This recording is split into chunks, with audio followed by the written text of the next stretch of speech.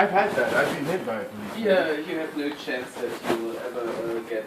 I went to the Northwest Ryan Mayor. I'm like, this is outrageous. He hit me, and he just laughed in my face. No chance. Why is there no chance? Also, if you were... They just cover you in bureaucracy. I'm like, this, I had Blake, I'm like, this dude... Yeah, but even if you would go to court, all these people go to court because of police brutality in Germany.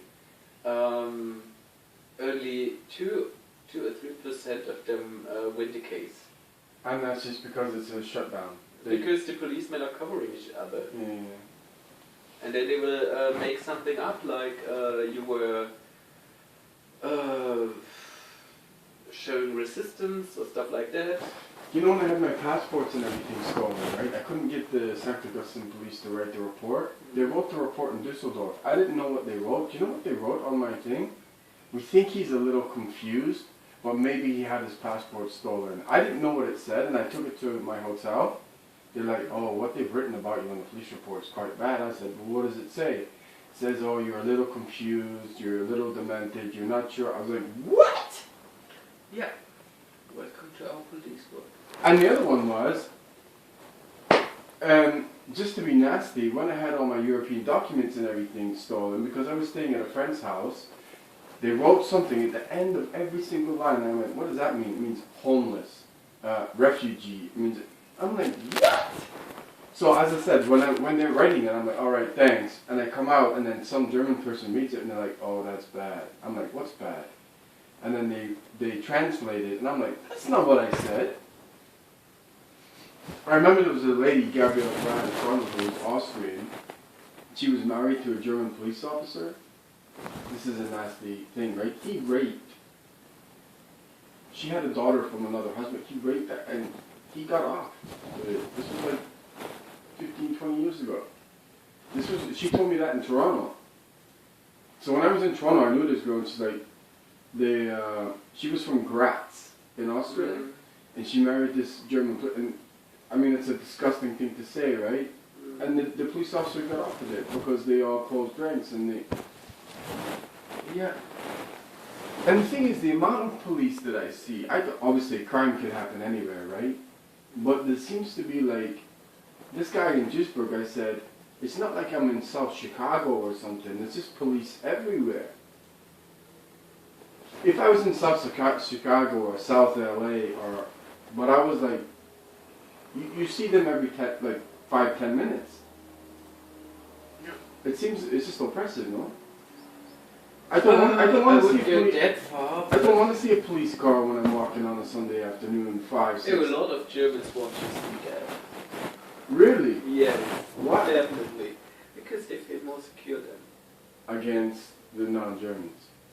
Against crime or whatever. I mean, crime rates are dropping since years. There's almost nothing happening in Germany. But people are getting more and more scared about crime the less it happens. It's completely, it's not logical. But if you look at the numbers, the crime rates are going down like this since years. Oh, so they say. It's a trend. But they can. I worked in statistics. You can fluff any statistic. If you start like this,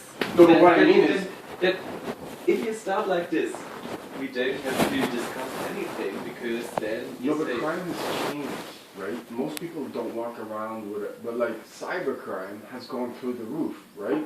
It's almost uncontrollable anywhere in the world. But a police car on the street is not going to stop a cybercrime.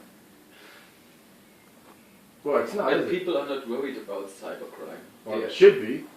Yeah, but they are not. People are worried about... But there's so many cameras everywhere. If you were to commit a crime, it would be recorded anyway. You don't need gazillions of police. Where they should be putting it is the cybercrime, which, if there's a crime that you can't see, that's more dangerous than a crime that you can see. On the other hand, cybercrime is not really hurting anyone.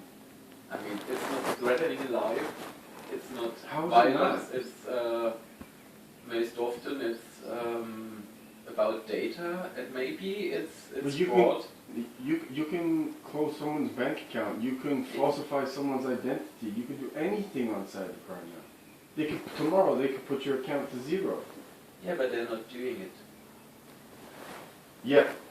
Oh, the last thing I'll say on it. Remember when I went. I mean, I could be murdered tomorrow as well, but what's the probability of it? It's almost zero. So why should I worry about it? I could be worried all the time, yeah. About cybercrime, about being murdered. No, but I'm concerned, right? Because I have a high-profile case. I'm not in Germany, and these things that you're talking to me about, most of my crime is cybercrime. My email, all this kind of stuff, my bank accounts. So let's say Commerce Bank did what they did. No one walking around in the street is going to know that I'm under attack from my bank.